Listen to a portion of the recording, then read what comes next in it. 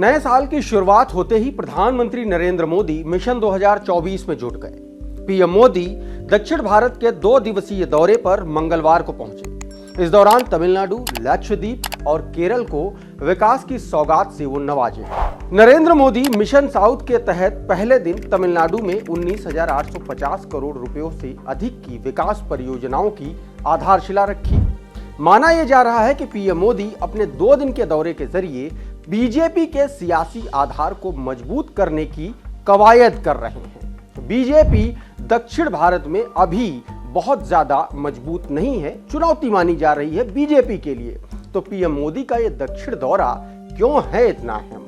South में क्या है 131 सीटों का खेल? क्या बीजेपी पीएम नरेंद्र मोदी को आगे रखकर साउथ में अपने लिए कोई नया नैरेटिव बदल पाएगी या कुछ नई सियासी गणित को बैठा पाएगी? आज के एक्सप्लेनर में यही समझने की कोशिश करेंगे। नमस्कार, मेरा नाम प्रशांत है और आप देखना शुरू कर चुके हैं डेली लाइन का एक्सप्लेनर। प्रधानमंत्री नरेंद्र मोदी का जादू उत्तर भारत में लोगों के सिर चढ़कर बोलता है। हिंदी पट्टी के राज्यों में बीजेपी काफी मजबूत स्थिति में दिख रही है, लेकिन दक्षिण भारत में अभी भी भारतीय जनता पार्टी के लिए चुनौती बना हुआ है दक्षिण के राज्य। दक्षिण में केरल, कर्नाटक, तमिलनाडु, आंध्र प्रदेश, तेलंगाना के अलावा पुडुचेरी और लक्षद्वीप है। बीजेपी का सियासी आधार कर्नाटक और तेलंगाना तक ही सीमित है और बाकी के राज्यों में उसका खाता भी नहीं खुला है अभी तक, और इसीलिए भारतीय जनता पार्टी का पूरा फोकस दक्षिण भारत के राज्यों पर है। 2024 के लोकसभा चुनाव के लिहाज से पीएम मोदी का तमिलनाडु और केरल दौरा काफी अहम माना जा रहा है। AIADMK से गठबंधन टूटने के बाद पीएम मोदी पहली बार तमिलनाडु के दौरे पर पहुंचे। बीजेपी तमिलनाडु में किसी भी दल की बैसाखी का सहारा लेने की बजाय खुद के दम पर खड़ी होने की कोशिश में जुटी हुई है और इसमें तमिलनाडु की 7 लोकसभा सीटों को उसने चिन्हित किया है, जो 2024 के लिए बेहद अहम है। लोकसभा चुनाव से ठीक पहले पीएम मोदी तमिलनाडु को करीब 20,000 करोड़ रुपयों के विकास की सौगात देकर सियासी समीकरण साधने की कवायद कर रहे हैं। इतना ही नहीं, पीएम मोदी के एजेंडे में लक्षद्वीप भी है। यहां सिर्फ 1 लोकसभा सीट है। मुस्लिम बहुल लक्षद्वीप को केंद्र सरकार पर्यटन के क्षेत्र के तौर पर विकसित करने की मुहिम में जुटी हुई है। ऐसे में पीएम मोदी 1150 करोड़ की सौगात देकर यह सियासी संदेश देना चाहते हैं कि लक्षद्वीप के विकास के लिए सरकार कोई कोर कसर नहीं छोड़ना चाहती। इसके बाद प्रधानमंत्री मोदी केरल भी जाएंगे, जहां पर महिला समागम को संबोधित करेंगे। समागम के जरिए महिला आरक्षण विधेयक को सफलतापूर्वक संसद से पारित कराने के लिए पीएम नरेंद्र मोदी को धन्यवाद दिया जाएगा। एक के बाद एक बीजेपी को चुनाव में मिल रही कामयाबी के पीछे महिला वोटरों की भूमिका बहुत अहम मानी जाती है।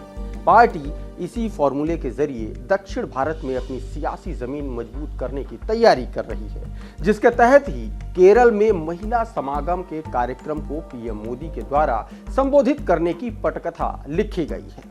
बीते 25 दिसंबर को यानी कि क्रिसमस के मौके पर पीएम मोदी ने दिल्ली में अपने आधिकारिक आवास पर ईसाई समुदाय के लोगों के लिए एक कार्यक्रम का आयोजन किया था। बीजेपी अध्यक्ष जेपी नड्डा का दिल्ली स्थित एक कैथोलिक चर्च में जाना जैसे कार्यक्रमों के जरिए केरल में पार्टी की पैठ बढ़ाने की कोशिश के तौर पर देखा जा रहा है। पीएम नरेंद्र मोदी की पहल पर वाराणसी में तमिल काशी संगमम का भी आयोजन किया जा रहा है। इसी तरीके से प्रधानमंत्री मोदी और बीजेपी तमिलनाडु और केरल के लोगों का विश्वास जीतने के लिए लगातार कोशिश कर रहे हैं।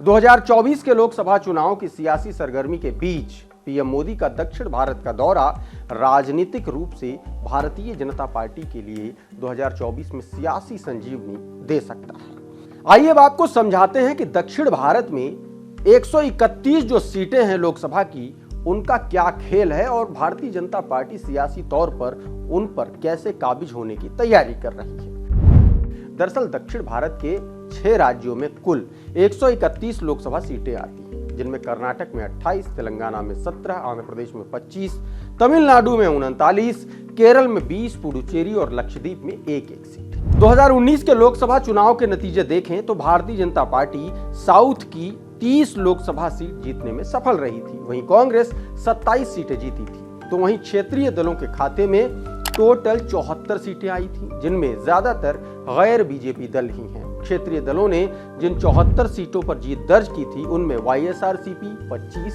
डीएमके 20, बीआरएस ने 9 सीटें जीती थी। बीजेपी तेलंगाना में 4 और कर्नाटक में 25 सीटें जीतने में सफल रही थी, जबकि आंध्र प्रदेश, केरल और तमिलनाडु में उसका खाता तक नहीं खुला था। मौजूदा समय में भी केरल में लेफ्ट की अगुवाई वाली एलडीएफ गठबंधन का कब्जा है, तो आंध्र प्रदेश में वाईएसआरसीपी का दबदबा है। कर्नाटक और तेलंगाना विधानसभा चुनाव में जिस तरह से क्षेत्रीय दलों का सफाया हुआ, उससे बीजेपी को अपनी जड़ें जमाने की उम्मीद दिखने लगी है।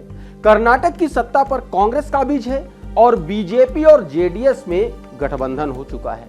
तेलंगाना में बीआरएस के हाथों में सत्ता खिसकने के बाद बीजेपी को अपने फ्रंट पर आने का मौका दिख रहा है और यही वजह है कि अमित शाह ने पिछले दिनों तेलंगाना में पार्टी नेताओं के साथ बैठक करके 2024 के लोकसभा चुनाव जीतने की एक रूपरेखा बनाई है। ऐसे में पीएम मोदी का 2 दिन का दक्षिण का ये दौरा, 3 राज्यों का जो दौरा है, वो बीजेपी के लिए सियासी जमीन मजबूत करने की कोशिश करते नजर आएंगे। इसमें प्रधानमंत्री नरेंद्र मोदी। ऐसे में यह देखना होगा कि पीएम मोदी विकास की सौगात देकर दक्षिण में कितना बीजेपी के लिए उपजाऊ बना पाएंगे। आज के इस एक्सप्लेनर में बहरहाल इतना ही, लेकिन आप देखते रहिए डेली लाइन।